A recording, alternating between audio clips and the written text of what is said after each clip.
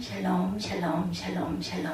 하나님 사랑합니다. 여러분 주 안에서 사랑합니다. 3회상 30장 내용 다시 봅니다. 1절에서 30절까지 우리는 환난날에 기도해야 되겠죠. 예, 우리 지난 시간에 30장까지 거기에서 하나님의 긍휼과 은혜를 발견했지만 다시 한번 우리가 환난날에 기도해야 되는 그 은혜를 받는 그런 마음으로 함께 묵상해 갑니다. 전체 내용을 33절까지 내용을 우리가 함께 다 같이 읽었죠. 31절까지 헤브론에 있는 자는 다윗과 다윗과 그 사람들이 왕래하는 모든 곳에 보내었다. 31절에 그렇게 끝이 납니다. 다윗은 사울의 추격을 피해서 블레셋 땅으로 망명을 했어요. 그러나 그것은 유다 땅에 계속 머물라고 하신 하나님의 명령에 대한 불순종이었습니다. 다윗은 매우 난처한 상황을 맞이합니다. 블레셋 아기스 왕이 이스라엘과 전쟁을 할 때 다윗에게 동참하라고 강요했죠. 다윗은 꼼짝없이 동족을 공격해야 하는 상황에 놓입니다. 근데 하나님이 도우십니다. 블레셋 방백들이 다윗을 참전에 반대하고 나섰기 때문이죠. 아기스는 방백들의 주장을 받아들여서 다윗에게 시글락 성으로 돌아가라고 하였고, 시글락은 아기스가 다윗이 머물도록 허락한 작은 성읍이었죠. 다윗은 안도의 한숨을 쉬면서 부하들과 함께 시글락으로 돌아옵니다. 그런데 시글락에 도착해 보니 충격적인 일이 기다리고 있어요. 아말렉 족속이 시글락을 급습해서 약탈해 간 것입니다. 아말렉 족속은 다윗이 전쟁에 나간 틈을 이용해 다윗의 가족들이 머물고 있던 시글락성을 습격해 모든 남녀노소를 끌고 갑니다. 그래도 다양한 것은 그들을 단 한 사람도 죽이지 않고 모두 다 데려갔다는 거죠. 다윗과 부하들이 시글락성에 돌아와 보니 성은 불타버렸고 아내들과 아이들과 가족은 모두 사로잡혀갔습니다. 다윗과 부하들은 목 놓아 울죠. 모두들 더 이상 울 힘이 없어 지칠 때까지 웁니다. 다윗의 부하들은 저마다 아내와 자식들을 잃은 슬픔이 너무나 컸겠죠. 그들 중 일부가 이 모든 불행이 다윗 때문이라고 일어난 일이라며 다윗을 돌로 치자고 말하는 사람도 있을 정도였습니다. 다윗은 잘못했다가는 돌에 맞아 죽을 상황, 매우 난처한 상황에 놓입니다. 그러나 다윗은 당황하지 않고 여호와의 그 하나님을 바라보고 힘과 용기를 얻습니다. 다윗이 에봇을 가지고 기도하죠. 제사장 아비아달에게 어서 나에게 에봇을 가져다 주시오. 다윗이 에봇을 가지고 기도합니다. 주여 아말렉 도족들을 추격하며 따라잡을 수 있겠습니까? 주께서 대답하시죠. 내가 틀림없이 따라잡을 것이다. 그리고 틀림없이 가족과 재산을 되찾을 것이니 어서 추격해라. 다윗은 부하 600명을 거느리고 출동합니다. 그들이 부술신에 이르렀을 때 너무 빠른 추격 속도를 따라가지 못한 나고자들이 생겨서 지친 200명을 그 자리에 남겨두고 나머지 400명을 데리고 계속 추격합니다. 다윗의 부하들이 추격하다 들판에 엎드려져 있는 이집트 소년을 발견하고 다윗에게로 데려왔고 그에게 빵과 물을 주어서 먹게 하고 또한 무화과 뭉치 1개와 건포도 뭉치 2개를 줍니다. 그는 밤낮 사흘 동안 먹지도 마시도 못한 터라 정신없이 먹었겠죠. 그리고 기력을 회복합니다. 다윗이 그에게 묻습니다. 너희 주는 누구며 내가 사는 곳은 어디냐. 그가 대답합니다. 전 이집트 소년인데 아말렉 족속에게 붙잡혀가서 그들의 노예로 있었습니다. 그런데 제가 병이 들자 사흘 전에 주인이 저를 버리고 갔습니다. 우리가 습격한 지역은 그렛 남부 지역과 유다 지역과 갈렙 사람의 남부 지역이며 시글락도 우리가 불질렀습니다. 다윗이 그에게 다시 묻습니다. 내가 나를 그들이 있는 곳으로 데려다 주겠느냐. 그가 대답합니다. 저를 죽이지 아니하시고 그 주인의 손에 넘기지 아니하시겠다고 하나님의 이름으로 맹세하시면 그들이 있는 곳으로 모시고 가겠습니다. 다윗은 그렇게 하겠다고 약속을 하죠. 이집트 소년은 다윗을 아말렉 군대가 머물고 있는 곳으로 인도합니다. 아말렉 군대는 여러 지역에서 약탈해 온 많은 전리품을 쌓아놓고 기뻐하며 먹고 마시고 춤추며 큰 잔치를 베풀었어요. 다윗은 새벽부터 그 이튿날 저녁 때까지 아말렉 군대를 기습 공격합니다. 그들 가운데 대부분이 다윗의 칼에 죽고 일부 낙타를 타고 도망친 400명만이 겨우 살아남죠. 이렇게 해서 다윗은 아말렉 사람에게 약탈당했던 모든 것을 되찾습니다. 자신의 2 아내와 자식들을 되찾고 다윗의 부하들도 잃어버린 것을 모두 되찾습니다. 어린아이로부터 나이 많은 노인에 이르기까지 가족과 가축과 재산들을 모두 다 되찾고 뿐만 아니라 아말렉의 다른 곳에서 약탈해온 곳까지 전리품으로 지니게 됩니다. 다윗의 부하들은 승리의 기쁨에 감격하죠. 그들은 되찾아온 양떼와 소떼를 몰고 다윗 앞에 가면서 큰 목소리로 외칩니다. 이 모든 것이 다윗의 전리품이다. 다윗이 부솔 시내 가까이 이르렀을 때 도중에 나고하여 멈추었던 200명의 부하들이 다윗과 함께 돌아온 400명의 부하들을 반갑게 맞이합니다. 다윗도 그들을 따뜻하게 맞이하죠. 그렇지만 다윗과 함께 출전했던 400명의 부하들 중 일부 악한 자들은 그렇지가 못합니다. 나고한 사람들은 매우 못마땅하게 생각을 하고 그들은 다윗에게 말하기를 그들에게 각자의 아내와 자식들만 돌려주고 되찾아온 물건들은 주지 말라고 합니다. 다윗은 그들을 달래며 말하죠. 형제들이여 주께서 우리를 지켜주셨고 우리에게 쳐들어온 아말렉을 우리 손에 넘겨주셨다.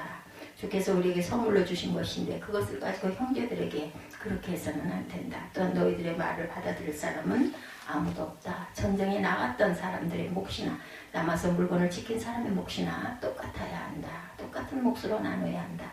다윗이 이때 이스라엘에 성한 것이 율례와 규례가 되어 오늘날까지 지켜지고 있다. 이렇게 30장 마지막 31절에 그렇게 증거하죠. 예.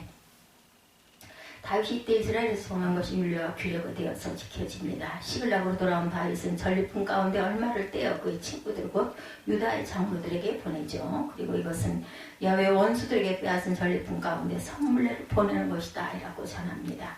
다윗은 유다의 여러 많은 지역에 선물을 보냈는데 그 지역들은 과거에 다윗이 사울을 피해 피신을 다녔을 때 도움을 주었던 지역들이었어요. 다윗은 그 지역 사람들의 은혜를 보답하는 마음으로 선물을 보냅니다. 다윗은 유다 여러 많은 지역에 이렇게 자기가 받았던 은혜를 갚아주죠. 오늘 말씀에서 주신 교훈 생각해 봅니다. 우리 함께 전장에서 나눴던 내용들이 중복되지만 우리는 항상 주님이 주시는 말씀 속에서 우리가 깨달음을 갖고 기도해야 되겠죠. 환난 날에 어려울 때일수록 기도해야 된다. 다윗이 전쟁터에서 돌아왔을 때 아말렉 족속이 시글락 성을 약탈하여 성을 불태우고 가족과 재산을 모두 빼앗아가죠. 이런 일이 발생한 이유는 가까운 이유를 찾자면 다윗이 블레셋에 망명한 후에 아말렉 족속을 공격한 일이 있었어요. 사무엘상 27장 내용이죠. 아말렉은 그에 대한 복수를 할 목적으로 공격해 왔습니다. 그보다 더 큰 이유는 다윗의 불순종 때문이죠. 하나님은 가선제자를 통해서 다윗에게 유다 땅을 떠나지 말고 지내라고 하셨는데 다윗은 블레셋으로 망명을 해서 1년 4개월을 머물죠. 하나님의 명령에 대한 불순종입니다. 그 결과 다윗은 하마터면 동족 이스라엘을 공격할 뻔한 위기에 놓이게 되죠. 그 위기를 벗어나고 한숨을 돌려놓은가 싶었는데 이번에는 가족과 모든 재산을 빼앗기는 불행을 맞이하게 됩니다. 뿐만 아니라 자신을 전적으로 믿고 따라와 주었던 부하들까지도 다윗을 원망한 나머지 돌로 쳐 죽이려고 하는 위기에 빠지기도 했습니다. 보통 사람 같으면 자신의 처지를 한탄하면서 모든 것을 포기했을 것인데 다윗은 믿음의 사람이었기 때문에 실패와 낙심과 불행과 한복판에서 깨달은 것은 하나님의 명령에 불순종에 벌어진 일임을 다윗은 깨닫게 되죠. 그는 한동안 하나님을 바라보지 않고 있다 비로소 하나님을 바라보게 됩니다. 환난이 그의 믿음을 회복하는 계기가 됐던 거죠. 30장 6절이죠. 백성이 각기 자녀들을 위하여 마음이 슬퍼 다윗을 돌로 치자 하니 다윗이 크게 공급하였으나 그 하나님 이야기를 힘입어 용기를 얻었더라. 여기서 공급하다는 난처하다는 뜻이죠. 부하들까지 자신을 죽이려는 난처한 상황에 두려워하거나 낙심하지 않고 하나님을 바라봅니다. 지금이라도 죄를 뉘우치고 하나님께 돌아가면 하나님이 용서하시고 구원해 주신다는 믿음이 다윗에게는 있었던 거죠. 그 순간 다윗은 하나님이 주시는 힘과 용기를 얻게 됩니다. 그는 정신을 차리고 제사장 아비아달에게 에봇을 가지고 오라 말하죠. 에봇은 제사장이 제사 드릴 때 입는 겉옷인데 하나님의 뜻을 물을 때도 도구로 사용하기도 했습니다. 다윗은 에봇을 가지고 하나님께 기도합니다.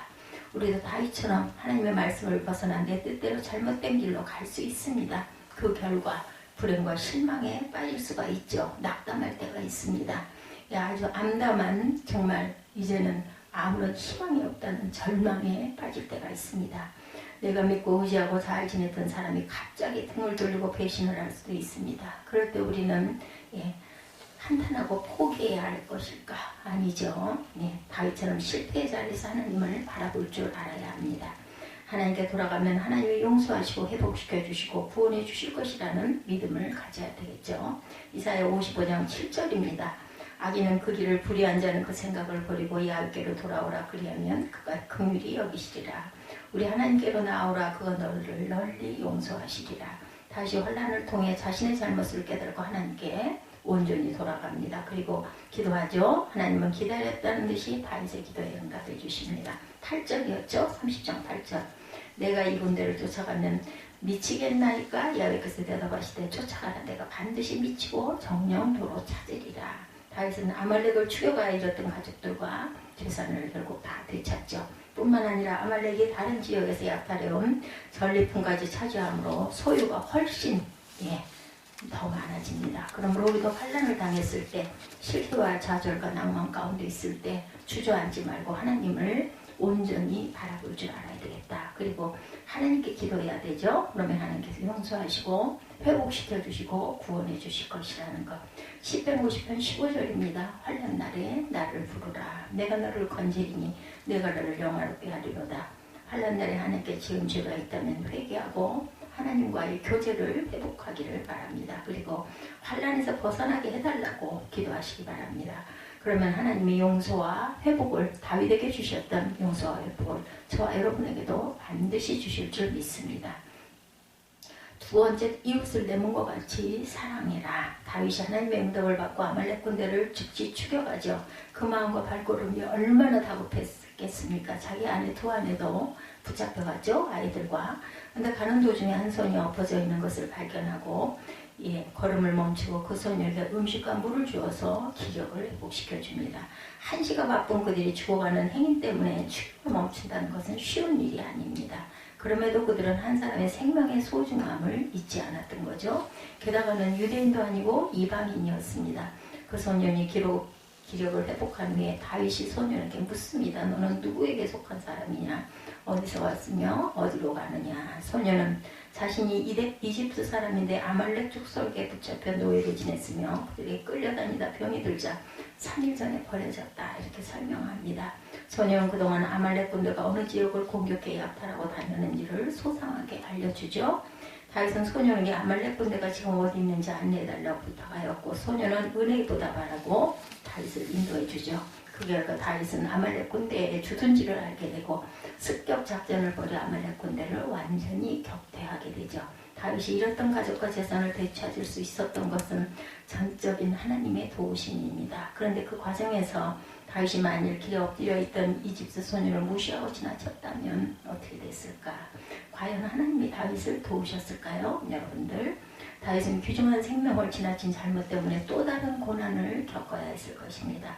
자신의 문제로 급하지만 한 생명이 죽어가는 것을 지나칠 수가 없었고 그는 하나님의 사랑으로 이방이었던 이집트 소년을 살려내죠. 그런데 그가 다윗에게 결정적인 정보를 제공해 줍니다. 그래서 아주 손쉽게 빠르게 아말렉을 추격하고 물리칠 수가 있었던 거죠. 마가복음 12장 31절에 둘째는 이것이니 내 이웃을 내 몸과 같이 사랑하라 하신 것이라. 이에서 더 큰 계명은 없느니라. 우리가 어떤 문제를 해결하는 과정에 내가 급하고 힘들다고 해서 이웃을 돌아보지 않는 그러한 소홀해서 하는 그런 일을 저질러서는 안 되겠다. 하나님은 우리가 매일 하나님을 사랑하고 이웃을 사랑하며 사랑하는 것을 가장 중요하게 여기십니다. 우리가 어떤 목적을 달성하고 성취를 하는 것보다 그 과정에서 얼마나 사랑으로 행하는가를 더 귀하게 여기신다라는 것. 마태복음 10장 42절입니다. 소자 중 하나에게 냉수 한 그릇이라도 주는 자는 내가 진실로 너에게 이르노니 그 사람이 결단코 상을 잃지 아니하리라. 하나님은 어린아이에게 물 한 그릇을 떠주는 것까지 기억하시고 상을 주시겠다라고 말씀하시죠. 그러므로 환난과 고난의 시기일지라도 이웃을 돌아보고 사랑하는 일에 힘을 쓰는 저와 여러분이 되시기를 주님의 이름으로 축복합니다. 그렇게 할 때 하나님의 환난을 더 빨리 극복하는 길을 열어주시죠. 셋째, 믿음의 공동체를 사랑하고 섬겨야 합니다. 다윗이 600명의 부하들과 함께 아말렉 군대를 추격할 때 도중에 피곤하던 이유로 나고한 사람 200명이 있었죠. 객관적으로 보면 그들은 비겁하고 이기적인 사람들이었습니다. 힘든 것은 다 똑같은데 자신들만 편하려고 어쩌면 생명을 보존하려고 못 가겠다라고 했을 수도 있어요. 그런데도 다윗은 그들을 비호하지 않고 이해해주고 그들을 남겨두고 400명만 데리고 추격을 합니다. 이기고 돌아왔을 때도 그들의 자신을 환영하러 나오자 진심으로 그들을 반갑게 대해주고 끝까지 추격했던 400명의 부하들 중에 인색하고 불량한 사람들이 반대를 했지만 다윗은 그들의 제안을 묵살하고 모든 전리품을 동등하게 나누어 줍니다. 그 이유는 우리가 잘해서 승리한 것이 아니라 이것은 전적인 하나님의 승리다. 그렇기 때문에 우리는 이것을 선물로 받은 것이니 우리가 함께 나눠야 된다. 사무엘상 30장 23절이죠. 나의 형제들아 야훼께서 우리를 보호하시고 우리를 치러온 그 군대를 우리 손에 붙이셨은즉 그가 우리에게 주신 것을 너희가 이같이 못하리라. 다윗의 이 같은 주장은 이미 모세가 규정한 율법에 따른 것이죠. 율법에 의하면 전쟁에 나간 사람이나 호감에서 지킨 사람이나 반반씩 전리품을 나누도록 규정 지어져 있어요. 민수기 31장 27절입니다. 다윗은 현실에서 율법을 그대로 실천하는 믿음의 사람이었죠. 또한 다윗은 많은 전리품을 모든 자기 소유로 삼지 않고 유다 땅에 있는 동족들에게 감사의 선물로 나누어 보냅니다. 이전에 자신에게 도움을 주었던 지역의 사람들이죠. 그들과 함께 하나님이 주신 복과 은혜를 나눕니다. 다윗이 이처럼 행동한 것은 얼마나 믿음의 공동체를 소중하게 생각하는지를 보여줍니다. 자신과 함께 했던 600명의 공동체를 사랑하는 마음, 유다 땅에 있는 동족들을 믿음의 공동체를 여기고 늘 사랑하고 섬기려는 마음을 보여준 것이죠. 오늘 우리가 다윗처럼 사랑하고 섬겨야 할 믿음의 공동체는 어딜까요? 교회 공동체입니다. 초대교회 성도들은 정말 다윗처럼 공동체를 사랑하며 섬기며 살았습니다. 자기 재산을 처분하여 함께 공유하고 필요를 따라 사용하고 서로 사랑하며 섬기며 살죠. 우리는 초대교회 수준으로 살지는 못할지라도 교회 공동체 안에서 형제와 자매를 사랑하고 섬기며 살아야 할 것입니다. 이렇게 사는 것이 천국에서의 삶을 미리 경험하는 것이고 천국 백성답게 사는 길입니다. 요한복음 13장 34절이죠. 새 계명을 너에게 주노니 서로 사랑하라. 내가 너희를 사랑한 것 같이 너희도 서로 사랑하라. 너희가 그렇게 할 때 사람들이 나의 제자인 줄 알리라 이렇게 말씀합니다. 여기서 예수님이 서로 사랑하라고 한 대상은 구체적으로 말하면 교회 공동체 안에 있는 형제와 자매인 것입니다. 교회 공동체를 사랑하고 섬기며 사는 저와 여러분이 되시기 바랍니다. 믿음의 공동체를 사랑했던 다윗은 훗날 하나님께로부터 영원한 복을 받았죠. 우리도 다윗처럼 교회 공동체를 사랑하고 섬길 때 영원한 복을 받게 될 것입니다. 오늘 본문에서 주시는 교훈은 환난 날에 기도하라. 환난 가운데 주저앉아 있지 말고 하나님을 바라보고 기도하면 하나님이 회복시킨다는 것을 잊지 마시기 바랍니다. 둘째, 이웃을 내 몸처럼 사랑하라. 내 자신도 어렵고 여유가 없더라도 이웃의 필요를 먼저 채워주는 믿음을 발휘해야 합니다. 그러면 하나님이 내 문제를 더욱더 신속하게 해결해 주실 것입니다. 셋째, 믿음의 공동체를 섬기며 베풀고 살아갑시다. 이것이 이 땅에서 살아가는 가장 중요한 삶의 방법이 되어야 합니다. 천국의 삶은 미리 준비하는 것이라는 것을 잊지 않는 저와 여러분들이 되시기를 주님의 이름으로